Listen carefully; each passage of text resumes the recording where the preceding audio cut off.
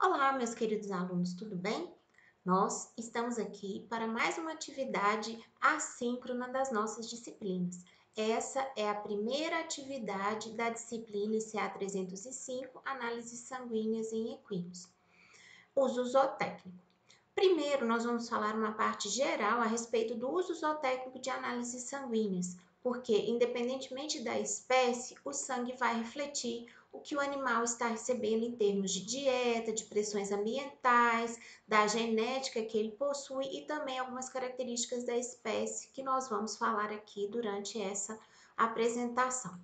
Quanto ao nosso trabalho, nós vamos dividir primeiro, né? Eu sou professora Neide aqui da UFMG e nós vamos dividir primeiro dessa forma.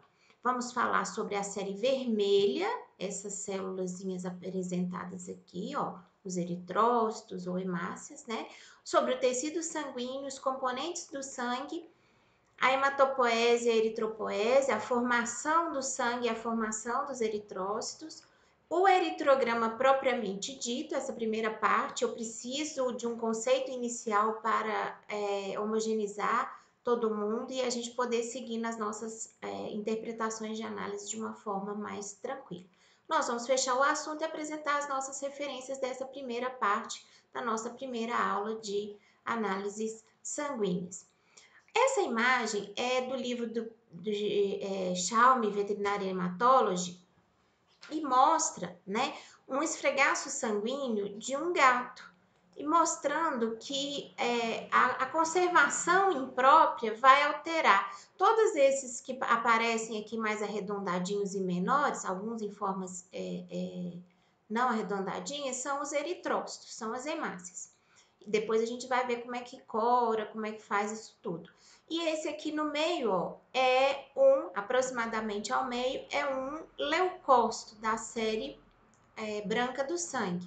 E aí nós temos, né, que esse leucócito mostra o quê? Picnose, alterações aqui, ó, nesse eritrócito, nessa membrana celular, nuclear aqui, ó, que é cariorrexe, e cariólise, a ruptura da membrana nuclear.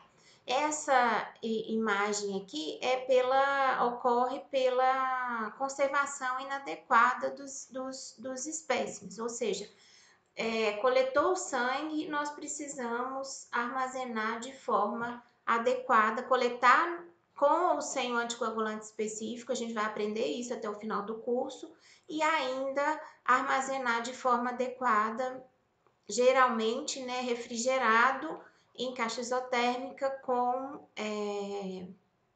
gelo reciclável e a gente protegendo as amostras do contato direto com o gelo reciclável. Isso porque nós não podemos desencadear o congelamento das células. Como os tubinhos são muito pequenininhos, né, os tubinhos de coleta de algumas espécies, nós temos que manter esses tubos resfriados, mas não pode acontecer congelamento das células que nós vamos medir no laboratório na sequência. Com essa primeira fala de que nós precisamos conservar as amostras adequadamente, o que nós vamos fazer nesse primeiro encontro assíncrono nosso? Vamos começar a falar uma revisão breve sobre a fisiologia do sangue e discutir o eritrograma, que é a série vermelha. Nessa imagem aqui, vocês podem observar, né, uma microscopia de varredura, o fígado, esse aqui é um capilar sinusoide, quem for meu aluno aí sabe, a gente estuda muito lá na histologia, né, essa formação do fígado, os hepatócitos na periferia e aqui os capilares sinusoides, e vocês vejam como esse eritrócito está, né, vamos dizer assim, modificando relativamente a forma da membrana celular para poder ser compatível com o tamanho do capilar sinusoide ali. Então, como que nós vamos começar? Nós vamos começar localizando o tecido sanguíneo. O tecido sanguíneo, né, corre por dentro dos vasos sanguíneos, aí eu falo assim, através dos vasos sanguíneos, né? Nós temos esse revestimento, lembram lá das células epiteliais, e temos fragmentos de células, que são as plaquetas, esses bem pequenininhos branquinhos aqui, que a gente vai visualizar e observar mais adiante no curso. As células brancas, os leucócitos, de várias, vamos dizer assim, subclasses que estão circulando, e os avermelhadinhos aqui nesse esquema, que são os eritrócitos. Essas células, eritrócitos, os leucócitos, os fragmentos de células que são as plaquetas, vão estar em um meio líquido, depois a gente vai estudar também, que é o plasma sanguíneo. E essas células e o plasma sanguíneo são bombeados pelo coração para atingir todos os órgãos do corpo, estando relacionados diretamente, né, com toda aí a homeostase do indivíduo, que é aquela manutenção das condições internas do indivíduo de forma estável. O tecido sanguíneo, então, é esse fluido indispensável à vida. A circulação é exercida pelo coração, que é a bomba que vai mandar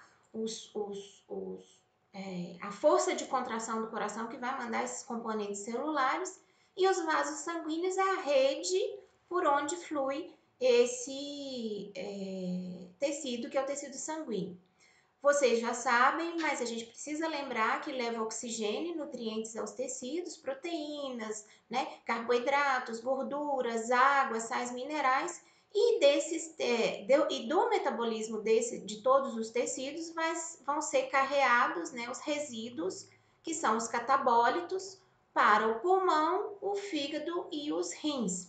Esses resíduos, em organismos fisiologicamente normais, são excretados na urina, na bile e também por meio da respiração, né, na forma de produtos de degradação. Então, nós temos, né, resumidamente aí, uma parte do tecido sanguíneo e um lembretinho aí de fisiologia. O sangue, além de transportar os gases, que a gente lembra muito, transporta os hormônios, transporta medicamentos, transporta várias outras substâncias aí, íons, né? Que vão, por exemplo, no caso dos hormônios, o sinal endócrino, que são esses pontinhos avermelhadinhos mostrados aqui, atravessará a membrana do vaso sanguíneo e será levado, né, aqui, ó, às células que são as células-alvo do hormônio daquela glândula e vão liberar, né, os efeitos, atuar nos receptores de membrana e liberar os efeitos necessários ali naquelas células. É assim que acontece. O sangue é para além das trocas gasosas que a gente está mais acostumado a ouvir. A gente precisa lembrar, né, dessas outras, vamos dizer assim, funções do tecido sanguíneo. Além disso, né, essa troca gasosa vai acontecer por difusão osmótica, só para a gente lembrar. É o processo físico, né, em que os líquidos, eles são separados por membrana permeável, que é a difusão osmótica. E esse potencial osmótico, né, é a transmissão, a troca através da membrana plasmática até o equilíbrio. Por esse mecanismo osmótico, né, existem diversos nutrientes, alimentos, respiração, a parte de excreção e até mesmo, né, de componentes celulares que são imprescindíveis para a vida, do tipo glicose, por exemplo. O sangue regula a acidez, controlando, né, a presença de sais em circulação, do bicarbonato, da ureia e de outras substâncias em suspensão no plasma sanguíneo. Então, toda essa importância aí, né, os íons, cálcio. E esse tecido sanguíneo, então, resumindo, a gente pode falar que essas células, por exemplo, aqui as células vermelhas, ó, reparem como o oxigênio atravessa a membrana. Tem dentro do eritrócito lá a hemoglobina, que vai ser bem, né, a fim de ligar com o oxigênio. Isso vai acontecer lá nos pulmões. O oxigênio está ligado às moléculas de hemoglobina em circulação no corpo. Quando chega nos tecidos, que a diferença osmótica, o oxigênio está baixo no tecido, o que vai acontecer? Liberação das moléculas de oxigênio, essas azuisinhas aqui, para o tecido que está precisando desse nutriente, se a gente for considerar como um nutriente também.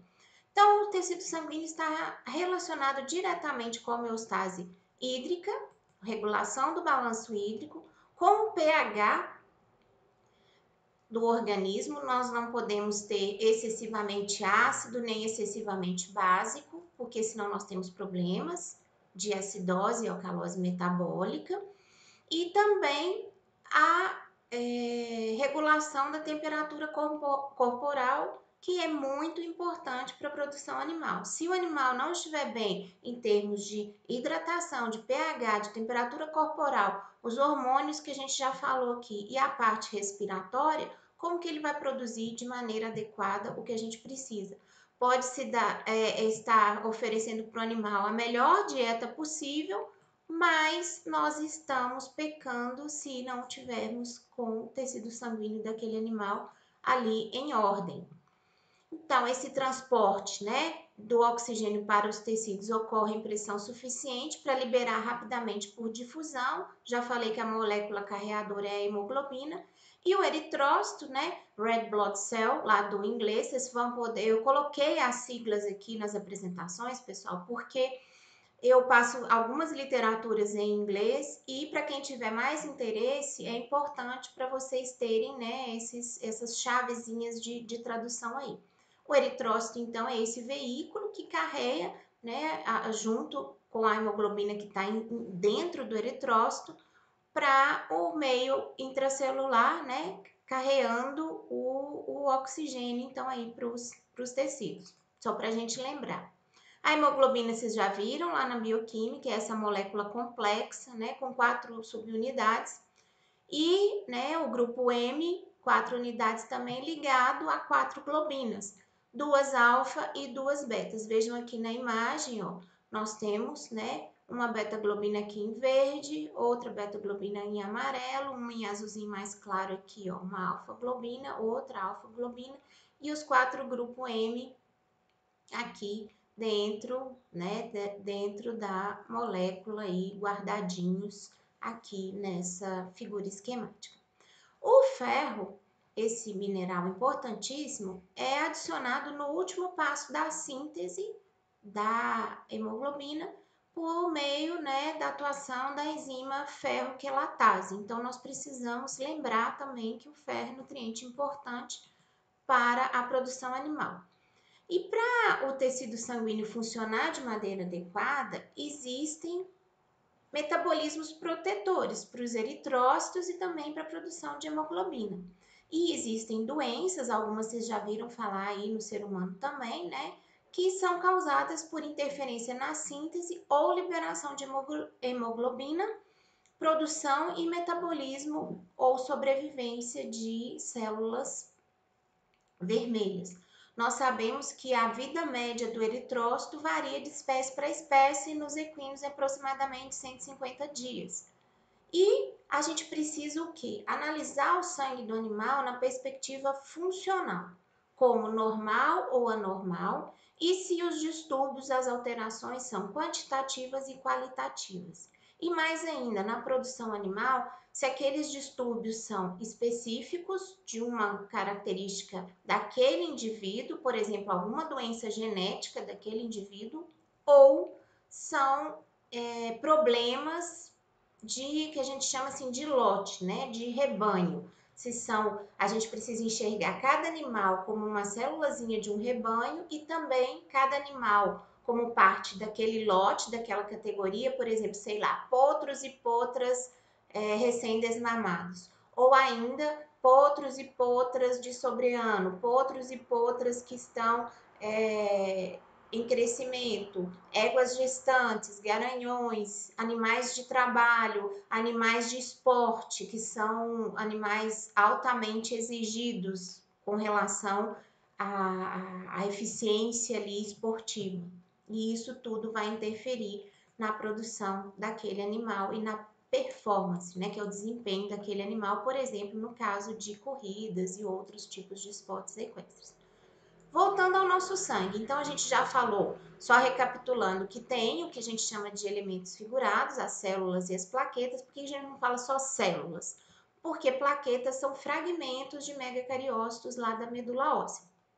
Então, nós temos os eritrócitos ou red blood cells, que atuam principalmente no suprimento de oxigênio, carregando oxigênio para o organismo, white blood cells ou leucócitos, que protegem contra antígenos. Principal linha de defesa do organismo, num primeiro momento, são as células brancas, e as plaquetas, que vão iniciar a coagulação sanguínea, imersos nesse plasma, que é o fluido onde células, eletrólitos, gorduras, os colesteróis da vida aí, que a gente vê muito, né, sendo citados no ser humano, estão sim aí dentro do vaso sanguíneo. Proteínas carreadoras, proteínas da coagulação, que a gente vai discutir, e proteínas efetoras também estão suspensas nesse meio que é o plasma sanguíneo.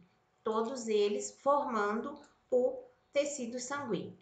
A composição do sangue, então, nessa imagem aqui fica mais claro para a gente. Nós dividimos os elementos celulares, né? Separamos células vermelhas, células brancas e plaquetas. Já colocamos uma nova imagem aqui, ó, que células brancas dividem-se em linfócitos, monócitos, neutrófilos, e neutrófilos ainda vão se subdividir em neutrófilos bastonetes e neutrófilos segmentados.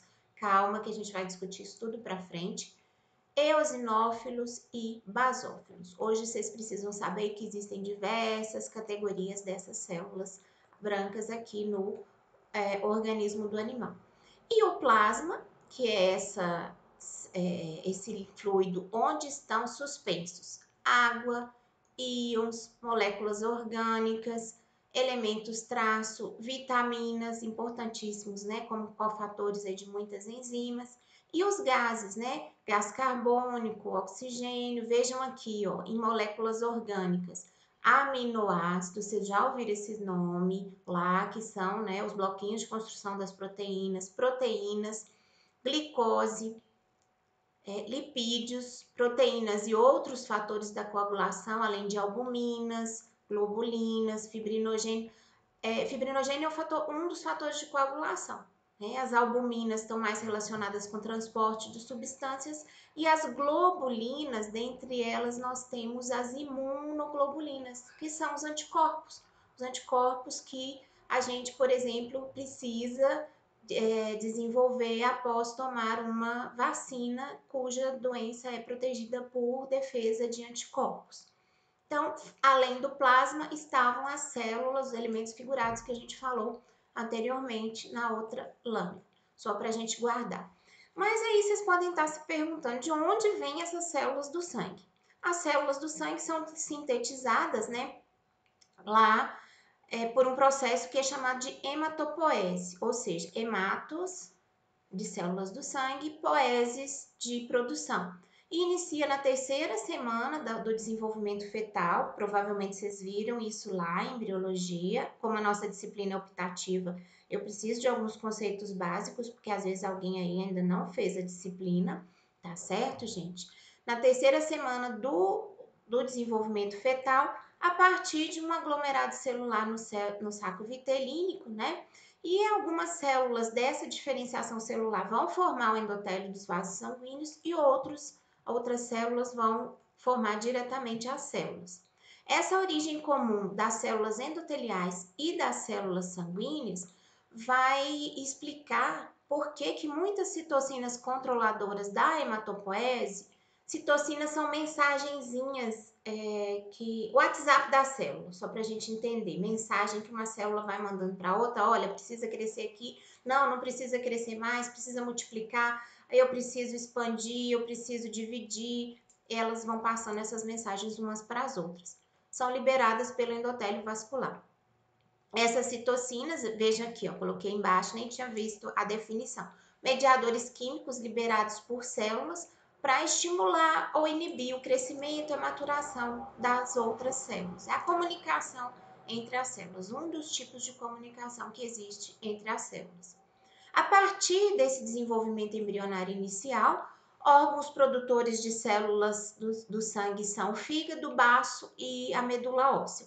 Ao nascimento, o fígado e o baço cessam a produção de células do sangue e ficam muito ativa, né, a medula óssea, até a infância. Vocês devem ter estudado lá em anatomia medula óssea vermelha, medula óssea amarela ou em histologia. E essa medula óssea vermelha vai continuar bem ativa durante a infância e depois as regiões da medula vermelha vão se diminuindo e é a substituição, né, da medula óssea vermelha pela medula óssea amarela à medida que o organismo vai amadurecendo e que se tornam níveis estáveis dessas células sanguíneas. Esse aqui é um desenho esquemático da hematopoese, a teoria mais aceita, né, da célula tronco totipotente, que vai gerar uma célula progenitora. Essa célula progenitora vai se diferenciar em cada uma dessas fases aqui, ó, aqui diferenciou em eritrócito, aqui em megacariócito, tem milhares de citocinas envolvidas todas essas setas aqui, que não vem ao caso a gente discutir nessa disciplina. Outras células aqui, né, vão gerar neutrófilos, monócitos, basófilos, eosinófilos e linfócitos, que são os leucócitos sanguíneos. Então, a gente tem aqui a parte eritróide, que a gente chama, a parte mieloide e a parte da formação de megacariócitos lá da hematopoese. Toda ela controlada por mediadores químicos, essas citocinas que a gente já falou, outros fatores de crescimento e interleucinas, que são responsáveis, né, substâncias responsáveis por controlar a formação de células sanguíneas. Por exemplo, né, uma das citocinas muito importantes aí é a eritropoetina, produzida em resposta a baixa concentração sanguínea lá nos capilares glomerulares renais. E o rim, é o maior produtor de eritropoetina, vai sinalizar para a medula óssea, olha, tá faltando, tá chegando pouco oxigênio aqui, eu sou um órgão de intenso metabolismo, eu preciso de mais célula vermelha para poder trabalhar. Vai aí medula óssea e produz mais célula para mim. Isso, gente, a gente está considerando aqui organismos fisiologicamente, né, normais para a gente poder trabalhar. Em outro desenho esquemático, a mesma hematopoese, vejam aqui, ó, só que está diferente aqui, começou, né, com unidades formadoras de colônia e diferenciou, por exemplo, a série eritroide, a formação de plaquetas, eosinófilos, basófilos, neutrófilos, monócitos.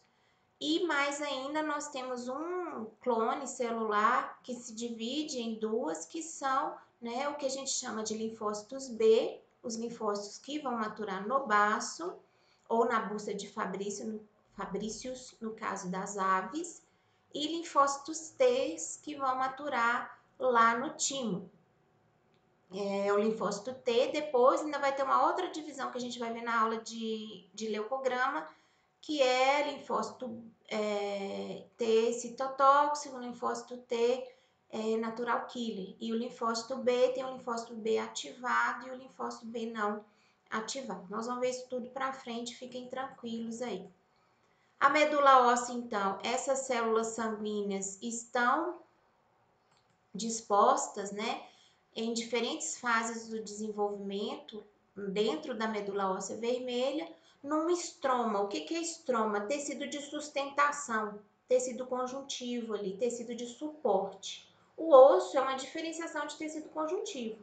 E o estroma é um tecido conjuntivo mais frouxo que vai, né, justamente ali com os vasos sanguíneos que estão muito presentes na medula óssea vermelha, a gente ter esse espaço específico para a produção de células do sangue. Existem também células reticulares, né, semelhantes a fibroblastos, que vão produzir colágeno e matriz extracelular entre essas células, e macrófagos fixados, macrófagos maduros, né, que são monócitos maduros, que vão remover as células vermelhas velhas e também células que tiveram processos de formação inadequada e que são removidas e os componentes utilizados. Só para a gente lembrar, eu coloquei essa imagenzinha aqui, ó, lá dentro do osso de animais jovens, né? Nós temos o que? A medula óssea com vasos sanguíneos, ó, vários vasos sanguíneos, a irrigação arterial convencionada de vermelho e a irrigação venosa convencionada na maioria das literaturas de azul, né, ou um azul acinzentado, só para a gente entender. Então, essa medula óssea é altamente vascularizada e possui esses canais sanguíneos, né, preenchidos e ligados ao endotélio vascular. As células do sangue, a partir do momento em que estão maduras, em condições normais, atravessam o endotélio para chegar à circulação. Em condições anormais, passam para o sangue células jovens, mas isso aí a gente vai falar mais adiante.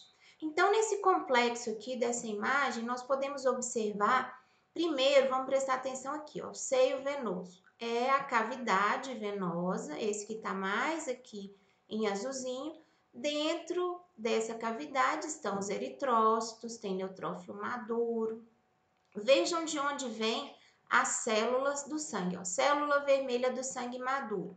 Veio de uma célula tronco que no início da vida era nucleada, foi sofrendo alterações mediante estímulos e inibições de citocinas, o núcleo foi perdido e o eritrócito, ó, achatadinho, passou aqui na abertura do capilar entre as células, ó, uma célula endotelial aqui, outra célula endotelial do lado de cá, passou entre as células para entrar na circulação.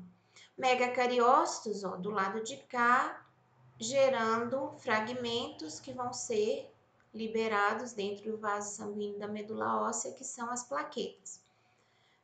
Novamente células tronco, fazendo a maturação para levar à formação de neutrófilos, células brancas que vão entrar na circulação sanguínea.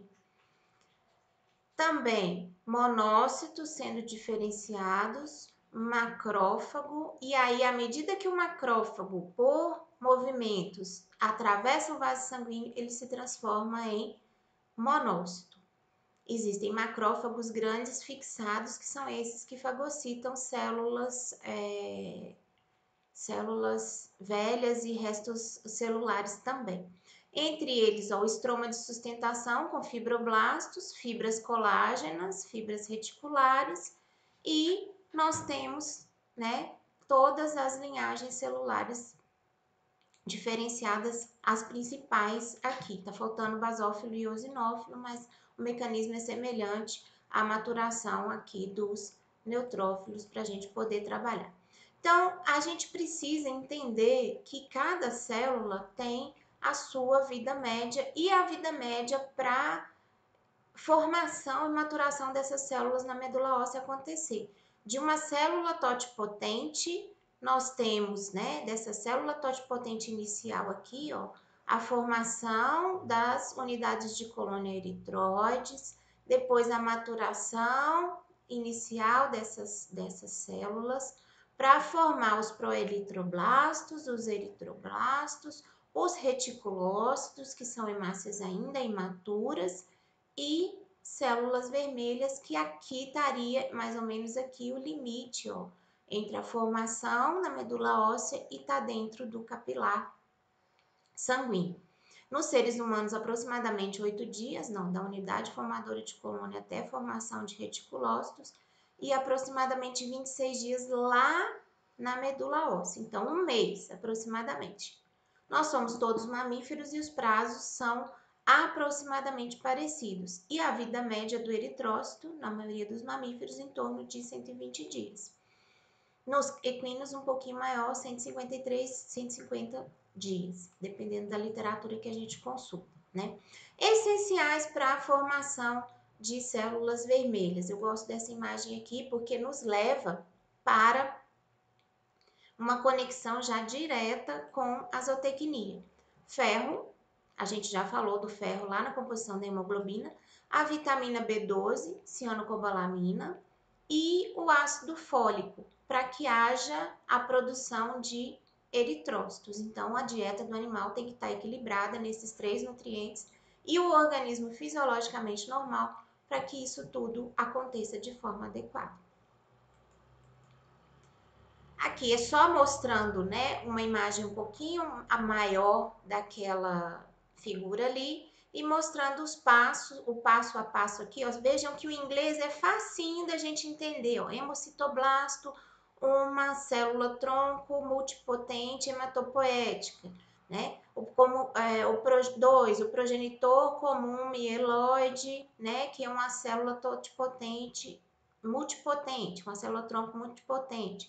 O 3, uma célula tronco unipotente, depois vem pronormoblasto no 4. Então, assim, é muito fácil, pessoal, ler esse inglês técnico. Fiquem mais à vontade para trabalhar com ele e vão habituando, que aí vocês começam a ler de forma adequada.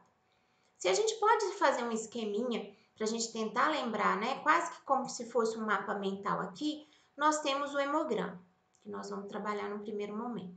Eu dividi essa primeira parte aqui, que é o eritrograma, que nós vamos trabalhar com eritrócitos, a contagem dos eritrócitos, o hematócrito, que a gente vai ver o que é hematócrito, hemoglobina. Esses nomes vocês provavelmente já viram se fizeram algum exame de sangue, de vocês mesmos, né? O médico vai lá, pede, né, o pedido do exame de sangue, vão estar todos esses nomes lá. Volume globular médio ou volume corpuscular médio, a gente abrevia como VCM. Hemoglobina globular média ou hemoglobina corpuscular média, a gente abrevia como HGM ou HCM. E concentração de hemoglobina globular média ou concentração de hemoglobina corpuscular média. Os termos são sinônimos para todas essas siglas que eu falei aqui e nós vamos trabalhar com isso mais adiante. Além do eritrograma, que nós vamos ver com mais vagar até o finalzinho dessa nossa conversa de hoje, nós temos o leucograma, contagem de plaquetas, proteína total e mais a avaliação do esfregaço sanguíneo no caso do hemograma. Nós vamos, em outras aulas adiante, diferenciar essa parte toda aqui de leucócitos e vamos trabalhar. Hoje o assunto é mais células vermelhas.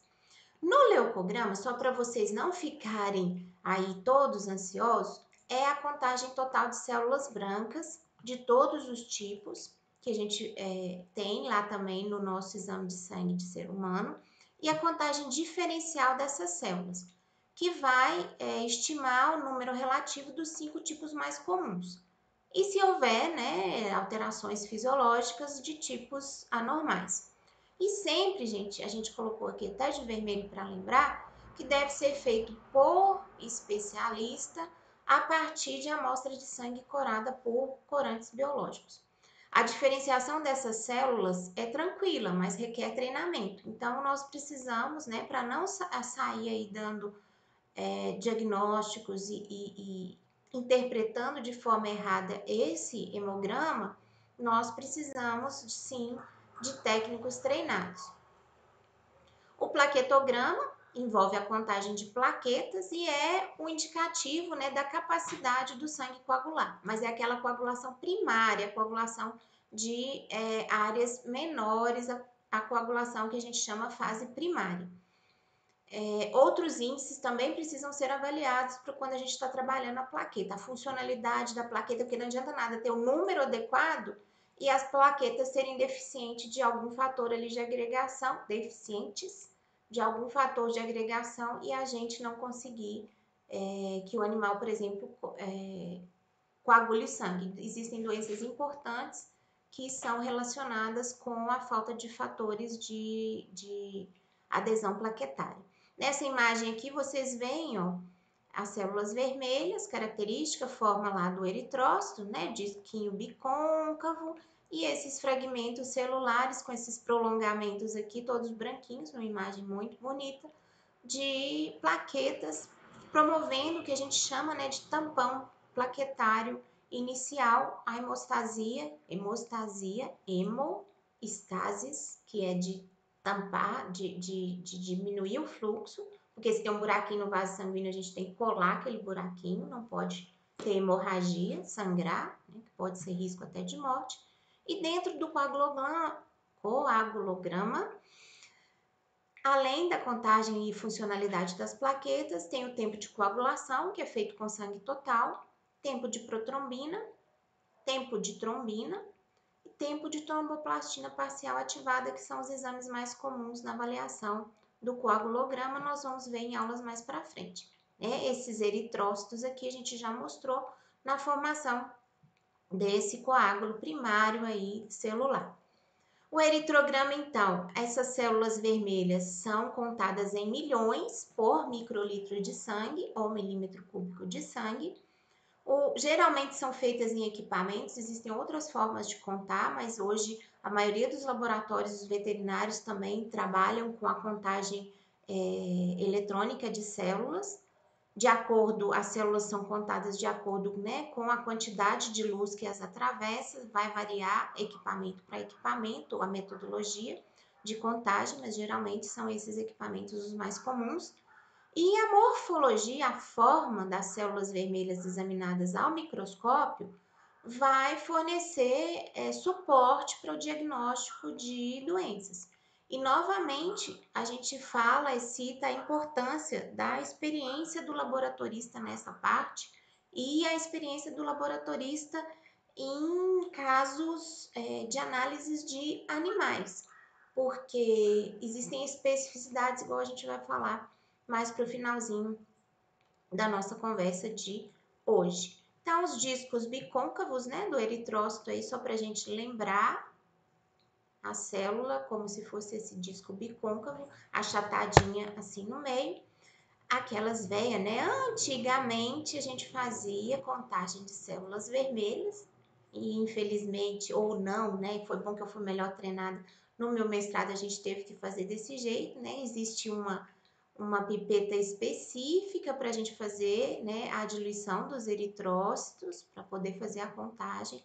Distribuía lá na câmara de Neubauer, específica para a contagem de eritrócitos, e a gente distribuía na câmara, fazia a contagem e fazia, né, a diluição, preenchia a câmara e levava lá para o nosso amigo microscópio óptico e ficava lá, tec, contando bolinha, né, numa contagem de células manual que a gente precisa falar para vocês que existiu. Existe a gente contava os 4 campos, né, com esse movimento aqui, ó, aproximado, né, de zigue-zague, contando as células presentes em cada quadrante desses, para depois, né, fazer uma média e a gente contar, né, as células brancas nos 4 quadrantes e os eritrócitos a gente conta no quadrante central aqui, ó, sempre pegando, né,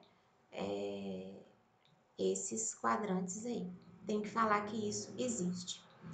A partir do número de eritrócitos, a gente começa já a trabalhar com o hematócrito. O que é hematócrito? A porcentagem que é ocupada por células vermelhas agrupadas do sangue. Por que a gente coloca entre aspas? Quando a gente fala de células no hematócrito, são principalmente células vermelhas. Por quê?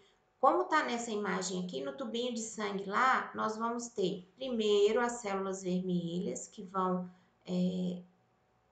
sedimentar mais quando a gente rodar na centrífuga. Depois, o que a gente chama de botão ou tampão leucocitário acima das células vermelhas. E o plasma, em volume aproximado de 58%, vai variar muito entre as espécies e do grau de hidratação esse plasma também.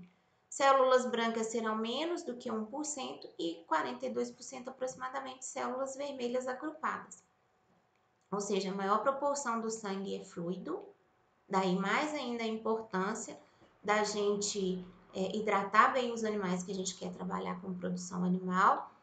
Os leucócitos vão estar na faixa de 1000, né? A unidade deles é vezes 10 a 3 por milímetro cúbico de sangue, enquanto que os eritrócitos vai ser vezes 10 a 6 milhões por milímetro cúbico ou por microlitro de sangue. Esse é o perfil na centrifugação do hematócrito.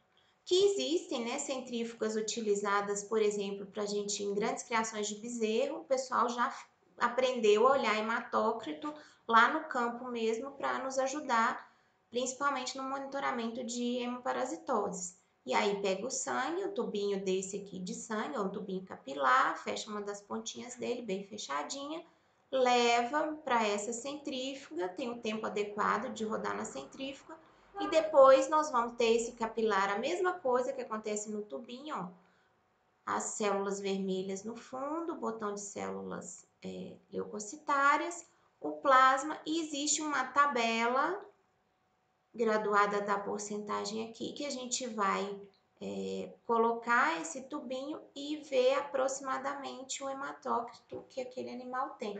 É bem seguro de ser utilizado, prático, usa pouco sangue e nos dá um indício claro de que o animal já está com algum padrão de diminuição, por exemplo, das células sanguíneas ou de hemoconcentração, né? Desidratação e hemoconcentração. Apesar de desidratação e hemoconcentração ser mais fácil da gente ver, e a anemia também a gente vê clinicamente, mas dependendo do grau, a gente pode pegar bem aqui no início da anemia e trabalhar com mais segurança. Então, a partir do que a gente já falou, do número de células vermelhas, do hematócrito, nós vamos falar da hemoglobina. Hemoglobina, a proteína que está lá dentro dos eritrócitos, né?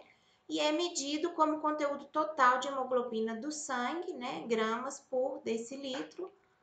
É contida dentro dos eritrócitos, essa hemoglobina, igual eu falei. Também é um dos índices que a gente avalia no caso de uma das variáveis que a gente avalia no caso de anemia.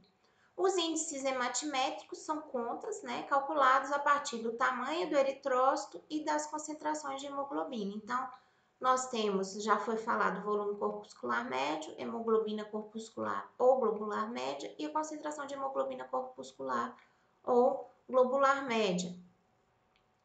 O VCM ou VGM mede o tamanho das células vermelhas em femtolitros e vai refletir o grau de regeneração na anemia. Lembram que eu falei que tem um tempo para a medula óssea responder?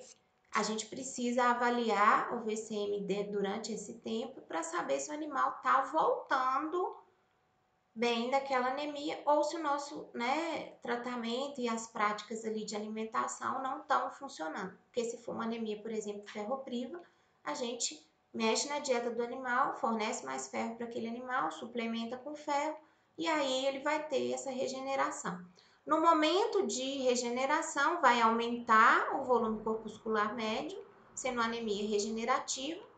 E cães da raça Poodle sem anemia tem uma doença hereditária que cursa com macrocitose. E gatos com leucemia felina e gatos anêmicos também cursam com macrocitose. E quando os eritrócitos estão bem reduzidos de tamanho, bem diminuídos, a gente chama de microcitose, macrocitose de célula grande e microcitose de célula pequena. E a anemia ferropriva sempre é microcítica. Por quê? Para tentar regular a concentração de ferro dentro da célula, o que o organismo lança como estratégia? Vou reduzir o tamanho do eritrócito, porque aí eu vou compensar a falta de ferro que esse organismo está tendo. A concentração de hemoglobina em cada célula, em gramas por decilitro, é hemoglobina corpuscular média. E a concentração média de hemoglobina em cada célula é a concentração média, concentração de hemoglobina corpuscular ou globular média. Esses índices são todos eles utilizados, né, para avaliação da anemia.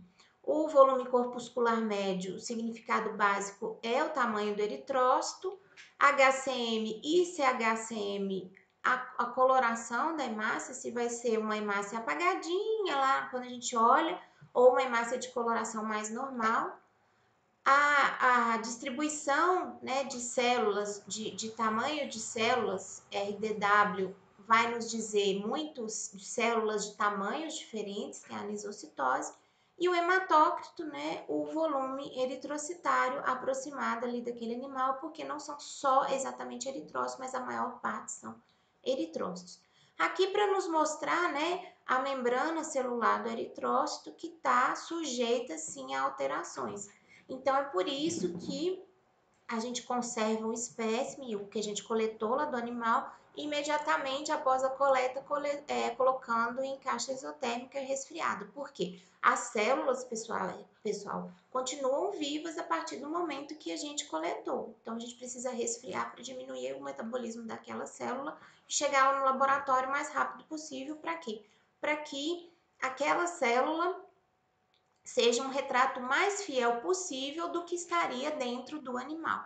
100% nunca vai ser, mas a gente quer que seja o mais fiel possível do que estava ali, né, na circulação do animal. No eritrograma, então, a gente consegue perceber nas células esse formato normal, né, o disco bicôncavo, um halo claro no centro e um pouco mais de coloração na periferia. Aqui a gente tem nessa figura aqui, ó, morfologia normal dos eritrócitos felinos, também como disco bicôncavo, um halo central e aqui um neutrófilo, ó, segmentado, e as plaquetinhas aqui já apareceram nessa imagem. A maioria dessas colorações são megruna guinza, em que os eritrócitos aparecem nesse, né, mais rosadinho, os leucócitos variam a tonalidade, né, de rosa e roxo, nucleados, existem espécies que têm os eritrócitos nucleados, eu não sei se eu coloquei imagem disso, mas répteis, né, anfíbios e aves têm eritrócitos nucleados, e aqui as plaquetas têm essa coloração mais azuladinha para a gente poder trabalhar. Aqui, de livro, essa figura, nós temos diferentes formatos, ó, dos eritrócitos e também dimensões. Isso, né, são normais, mas existem essas variações de tamanho, poucas variações de tamanho entre uma célula e outra.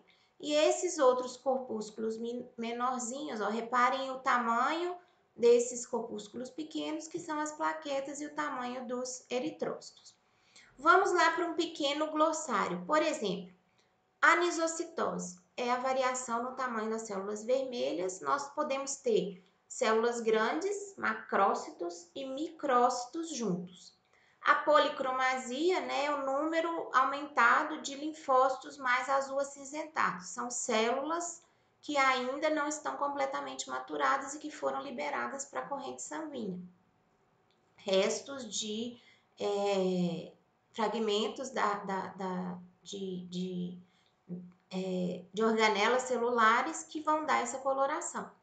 Hipocromasia é quando pouca coloração pega naquela lâmina. Então, a diminuição na concentração de hemoglobina e as células possuem halo de palidez maior. Poiquilocitose, hemácias com morfologia anormal. Então, essa aqui é uma pequena chave aí para vocês identificarem. Também do livro, né, de hematologia veterinária, Chalme. Depois eu vou ver se nos comentários eu coloco a referência para vocês, né? Sangue de cão com anemia ferropriva. Vejam que os eritrócitos, ó, estão apagadinhos aqui, né? Uma grande área de palidez central, igual tá colocando aqui, ó, hipocromia, pouca coloração, poiquilocitose, células aqui, ó, vamos voltar lá, com morfologia anormal, células em formato de raquete, outras aqui, e em decorrência, né, a palidez em decorrência da redução da hemoglobina. As hemácias policromatofílicas na seta aqui, ó, são eritrócitos ainda jovens que não foram, né,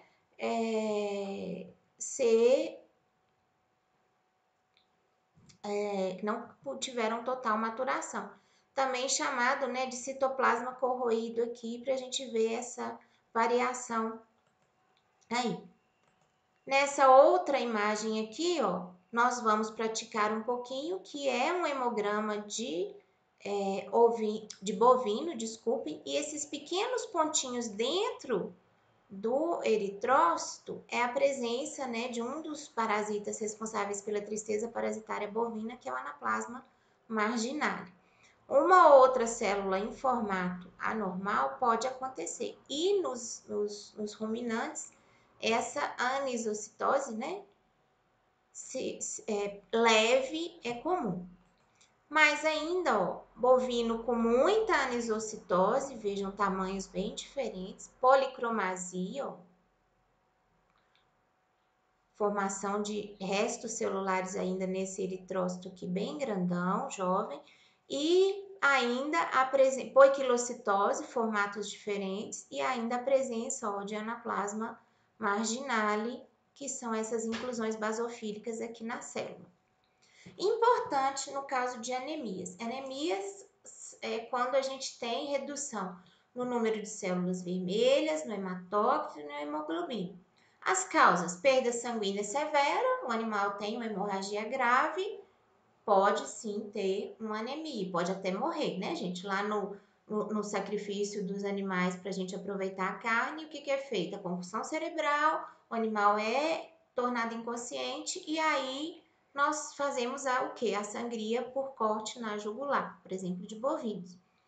Por hemólise, o que é isso? Ruptura das células vermelhas dentro do organismo ou ainda por produção prejudicada. A medula óssea não está funcionando direito, né? E pode sim ter produção prejudicada. Quando há hemólise, geralmente o animal tem icterícia. Icterícia é essa pigmentação amarelada que vocês podem ver aqui na seta, ó, na esclera, que é essa parte branquinha do olho aqui do cão, devido, nesse caso aqui, a anemia hemolítica, né, associada com doença hereditária, no caso desse cãozinho aqui. Essa redução, então, de células vermelhas, hematócrito e hemoglobina pode ser regenerativa ou não regenerativa. As regenerativas, né, são de prognóstico, quer dizer que de evolução boa. Se a medula óssea está normal, lança mais células e vai produzir células novas. O animal teve uma hemorragia grave. A gente foi lá, fez o procedimento, estancou aquela hemorragia, viu a dieta do animal estava boa, o animal vai levar um tempinho e vai se recuperar daquela perda sanguínea aguda. Não regenerativa. Aí a coisa fica difícil. Por quê? A medula óssea não está sendo capaz de responder de forma adequada. Pode ser que se esse animal que a gente deu o exemplo aqui, se for uma perda de sangue aguda, um animal muito idoso, ele não tem a medula óssea tão boa assim. A gente vai ter que mexer muito, suplementar, dar dieta, para ver se a gente salva, no caso, esse animal. Algumas vezes vai requerer até procedimentos mais importantes. Continuando aqui com a anemia, a perda sanguínea pode ser aguda, né? Apesar de serem perdidos muitos eritrócitos, a morte vai acontecer por quê? Por choque hipovolêmico. Lembra que quando a gente perde sangue, 60% ou mais do sangue fluido, líquido? Então, o animal não vai morrer por choque anêmico, vai morrer por choque hipovolêmico, de baixa de volume, de hipovolemia, baixa de volume sanguíneo ali. A perda sanguínea crônica geralmente é relacionada às carências de ferro também. Essa anemia, né, em que é cronicamente ali perdido o sangue. Outras causas, né, hemólise, toxinas, agentes infecciosos, doenças congênitas e autoimunes, que podem provocar, sim, né, essas anemias hemolíticas. E lembrando que quando tem hemólise, ó, esse olho aqui também, né, de um ovino, que eu dou exemplo em várias espécies, só para não ficar muito chato falando só de cavalo também, né? A icterícia aqui na esclera, na conjuntiva também, ó, tudo amareladinho, com intoxicação crônica por cobre. Essa situação pode acontecer se os ovinos forem tratados com minerais de outras espécies. O ovino tem uma sensibilidade especial e um requisito nutricional muito menor de cobre do que, por exemplo, o bovino. Então, às vezes, cria misturado, come o sal do bovino, o ovino, e o ovino pode ter, sim, intoxicação crônica por cobre e anemia hemolítica. Pessoal, tanto a falta dos nutrientes quanto o excesso de muitos nutrientes, principalmente os minerais, provocam problemas sim. Doenças da medula óssea, né, que podem provocar estarem associadas à anemia, anemia plástica, quando a medula óssea já não responde. Os tumores, né, cânceres, falência renal, porque aí não vai produzir eritropoetina, como é que vai ter o sinal de hipóxia? Fármacos, medicamentos, né, toxinas ou autoanticorpos contra precursores celulares ali que vão estar relacionados aí à falta de produção de sangue lá a partir da medula óssea. Os sintomas da anemia vão depender, da perda sanguínea, vão depender do grau de anemia. Pode ser aguda ou crônica e da causa subjacente. Por exemplo, se eu consigo, se o animal perde mais do que 1/3 do sangue que ele tem, ele já é sintoma de morte. Por exemplo, vamos pegar uma vaca de 500 quilos. Vamos colocar um vacão aí, uma vaca de 500 quilos só para facilitar a conta. Aproximadamente 8% do peso corporal daquele animal é sangue, entre fluido e células. Então, me ajuda na conta aqui. Vamos ver se eu faço errado, né? 5 vezes 8, 40. Exatamente, 40. 40 litros de sangue que o animal tem. Então, ele vai perder 40, vamos pôr assim. Aí a conta ficou difícil, mas tudo bem. 40, 1/3, vamos pôr 36 litros para facilitar a conta. 36, 4, 1, tá.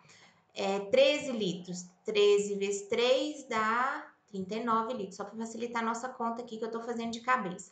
Então, o animal perdeu acima de 13 litros de sangue, ele já está em risco de morte. Mas, gente, 13 litros de sangue para uma vaca de 500 quilos perder é um baldão de sangue. Então, assim, às vezes tem processos que, igual, por exemplo, às vezes no parto, o proprietário que às vezes é mais desavisado, vê o animal perdeu sangue demais. É o normal que ele tem de perder sangue ali e não vai causar morte no animal.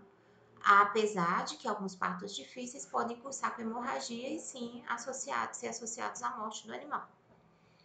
Dependendo da causa, né? Se for hemólise, ruptura do eritrócito dentro da corrente sanguínea, vai sobrar todos aqueles pigmentos ali e vai sim ter icterícia, que a gente chama, a parte amarelada, né? E os sintomas de anemia crônica, bem comuns em animais com verminoses, vermes sugadores de sangue, excesso de carrapato, excesso de outros parasitas aí, né? Fraqueza, perda de apetite, as mucosas, né? Pálidas, taquicardia, aumento do batimento cardíaco, aumento do baço e alterações também nos batimentos cardíacos que podem acontecer no caso de anemia crônica. O organismo tentando compensar essa hipóxia aí provocada pela a falta de sangue. No diagnóstico, professora, mas você não pode ensinar os meninos da zootecnia a ser clínicos. Não é isso, pessoal. No diagnóstico, a gente precisa sim na zootecnia falar de anamnese. Anamnese é chegar e observar o que está acontecendo na propriedade, chegar e tentar no rebanho por que estão acontecendo aqueles problemas de perdas de sangue, ou por que estão acontecendo aqueles problemas de animais com anemia crônica. Como que começou? Durou o sinal? Quando que começou?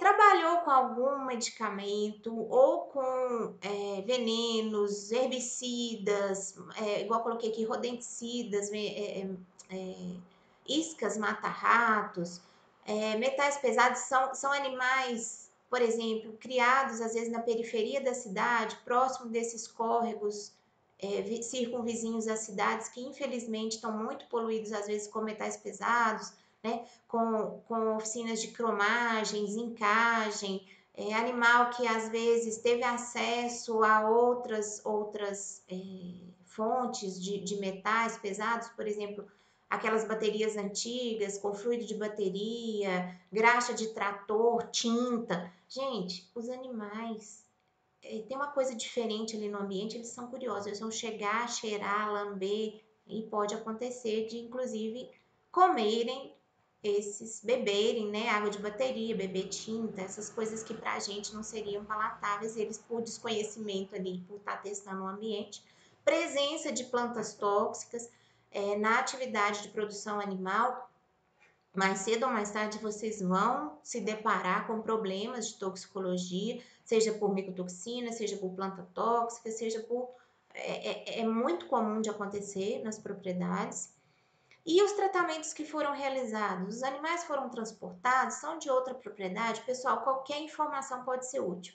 E é nessa hora que, assim, não pode ter pressa. Tem que deixar o proprietário ou o tratador, quem está com mais contato ali com aqueles animais, falar da história que aconteceu. Não é chegar e tentar já dar a solução pronta. A gente precisa entender o problema para saber como é que a gente vai atuar, em que frente a gente vai atuar para resolver aquele problema ali.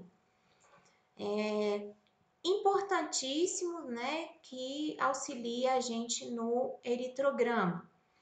Contagens, né, total de células vermelhas, a contagem de plaquetas para saber se o animal teve uma perda sanguínea, por exemplo, aguda, as plaquetas também podem estar reduzidas.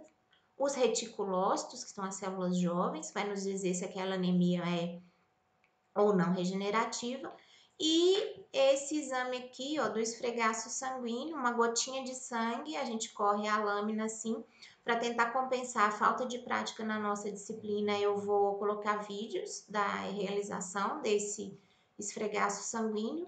O videozinho, o mais legal que eu tenho tá em inglês, mas é coisa de 2, 3 minutinhos e vocês veem que é fácil. Eu acho que também tem como ativar as legendas aí, talvez fique mais fácil para vocês entenderem como é que é feito esse esfregaço sanguíneo. Põe uma gotinha de sangue, a lâmina nessa posição e corre para que a gente, corando, ó, observe aqui nessa região intermediária entre a franja do esfregaço e o corpo do esfregaço aqui, que está mais células em cima da outra. Observe a morfologia de células vermelhas e também, né, faça a contagem diferencial dos leucócitos, que são coisas que a gente vai falar para adiante. Além disso, nos auxiliam no eritrograma, desculpem, a bioquímica sérica, né, os exames que a gente vai aprender que faz no soro sanguíneo, a urinálise, exame de urina para saber se está tudo bem com o rim desse animal, a perda de sangue oculto nas fezes, as provas da coagulação e as sorologias para determinadas doenças, né, para identificação de erlíquia, de babésia, de anemia infecciosa equina e outras causas de anemia. Obviamente, pessoal, em equinos a gente trabalha muito mais o indivíduo, então, e são geralmente indivíduos de alto valor agregado, então a gente consegue fazer diversos exames no mesmo animal. Mas no caso de outras espécies, muitas vezes que são rebanho, a gente precisa amostrar, porque não vai dar, sei lá, para eu fazer 10.000 hemogramas nos bovinos, sei lá, de um confinamento que eu tô tendo problema. Então a gente amostra, né, e faz por amostragem. É outra abordagem que a gente pode fazer, desde que a amostragem desses animais seja significativa ou que, no caso ali, você vai fazer uma amostragem estratégica e pensar os animais em pior condição de doença ou em pior condição daquela alteração sanguínea para você tentar, né, ver aí qual que é o diagnóstico. A avaliação da medula óssea é indicada para as anemias não regenerativas, né, de causa obscura, e a contagem de total de células, né, e vendo redução de mais de uma linhagem, por exemplo, está reduzido eritrócito, está reduzido leucócito, dentro dos leucócitos, diversas categorias, aí pode já ser um indício que a medula não está funcionando bem, né, uma medula hipoblástica ou, na pior das situações, uma medula aplástica. Hipoblástica que está funcionando pouco, aplástica que não está funcionando nada.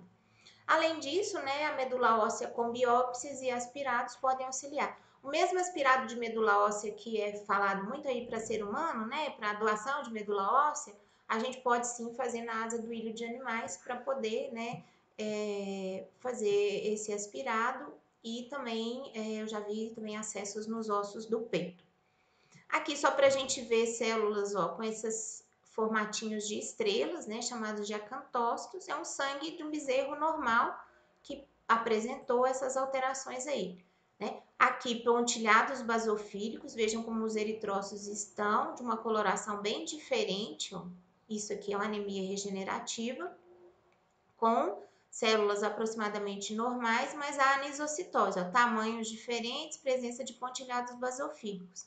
Essa seguinte aqui, ó, é presença, né, de dacriócitos, essas células aqui, ó, em forma de raquete, e hipocromasia, ó. Vejam como ficou quase o fantasminha aqui das hemácias, e é anemia ferropriva em alpaca, por isso que o eritrócito tem esse formatinho mais diferente. Aqui a presença, né, de equinócitos, essas células aqui como se fossem, né, espinhozinhos, eritrócito com projeções, e um corpúsculo de Raoul-Joly. Também nos indica que o eritrócito está sendo lançado jovem na circulação. Nessa outra imagem, ó, nós vemos eritrócito nucleado. Ah, professora, por que você sabe que não é um leucócito? Lembra quando eu mostrei lá no início que o tamanho dos eritrócitos é aproximado e a célula é mais arredondada. Então, esse aqui é um eritrócito nucleado. Aqui também, ó, tem pontilhados basofílicos, uma ou outra plaqueta também pode aparecer. E, ó, nós temos policromasia. A coloração ficou diferente aqui nas células. Corpúsculos de Hens, essa projeção aqui, ó, é sinal de toxicidade, dano exagerado, oxidativo exagerado na membrana celular. Existem algumas intoxicações em cães e gatos, principalmente por alho e por cebola. Tem proprietário que cursa com essa alteração aí. Tem proprietário que acha que a ração do bicho não está temperadinha e põe lá, né, um fritadinho de alho com cebola na ração do cão. E cronicamente isso pode dar problema de intoxicação por cebola e alho, e nós temos essa formação aqui de dano oxidativo nos eritrócitos. Aqui só para mostrar a prancha completa, da qual eu recortei as figuras lá, né, da bibliografia de Jones e colaboradores, que está na nossa literatura recomendada aí para quem tiver mais interesse. Terminando quase a nossa parte aqui, né, especificidades de animais, a gente precisa ter atenção para a espécie alvo da pesquisa. Nos equinos, né, essa formação de rouleau, que parecem esse colar de contas aqui, ó, por adesão dos eritrócitos, é muito comum, né? As plaquetas coram-se fracamente nos equinos, vejam aqui que parecem sombrazinhas um pouquinho menores, que são as plaquetas. E aqui um eosinófilo, ó, no centro, aproximadamente no centro da imagem, com esses grandes grânulos mais avermelhados aqui no citoplasma da célula, com o núcleo entrecortado. Aqui nós temos, né, o sangue de bovino com anisocitose, ó, as células menores, outras maiores, e também pode ser visto, né, mais em bovinos do que em outras espécies, essa presença de anisocitose. Aqui também, ó, são o que a gente chama de clampos plaquetários, as plaquetas se aderiram e formaram essa grande estrutura aqui em relação ao que seria uma plaqueta normal. Continuando aqui, ó, poiquilocitose, né? Vários formatos de células no sangue caprino, isso é comum em cabras normais.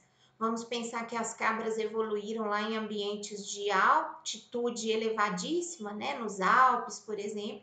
Então, a gente tem um animal que criou na altitude, então ele precisava ter eritrócitos menorzinhos e de diferentes formatos ali para se adequarem ao formato dos capilares dele. Então, isso é tudo justificável evolutivamente cada uma das espécies. Chegando ao final do nosso assunto aqui, para não cansar muito vocês, o eritrograma. Para que se façam análises corretas, nós precisamos de boa coleta e conservação. Para coletar, né, o local de punção e a técnica vai depender do animal que nós queremos coletar. Cada espécie tem sua particularidade, né? Pequenos animais de companhia, vocês imaginam coletar sangue de um pincher e de um pastor alemão. Nós temos espécies que a gente não consegue fazer na jugular de forma adequada, por exemplo, o coelho, espécie que é mais utilizada como animal experimental, apesar de ser pet também. Nós temos bovinos, equinos, suínos e diferentes espécies aí para trabalhar.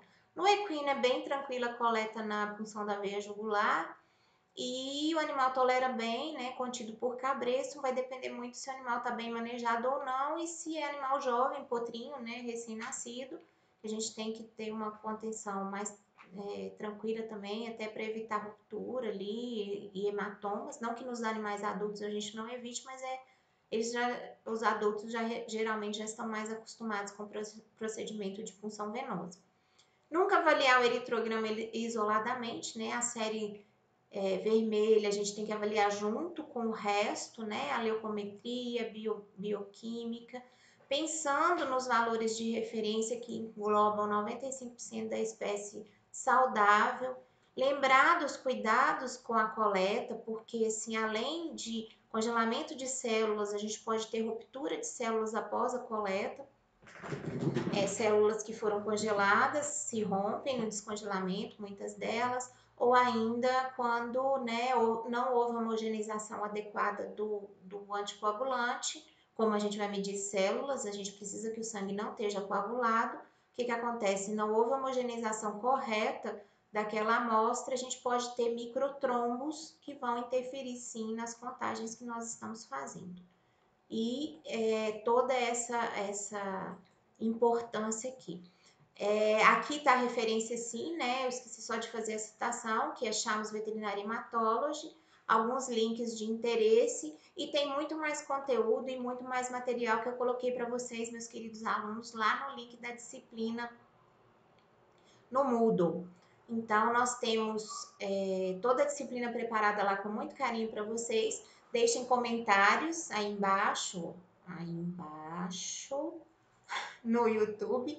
Eu espero vocês na nossa próxima aula remota. Fiquem aí, fiquem seguros e lembrem-se, nós estamos, como sempre estivemos aqui, para atender vocês. Usem os meios de comunicação, vocês têm meu celular, vocês têm meu WhatsApp, vocês têm meus e-mails, vocês têm aqui no YouTube, vocês têm no Instagram. E para os que gostam mais, também tem o Facebook. Entrem em contato e aguardem nossa resposta.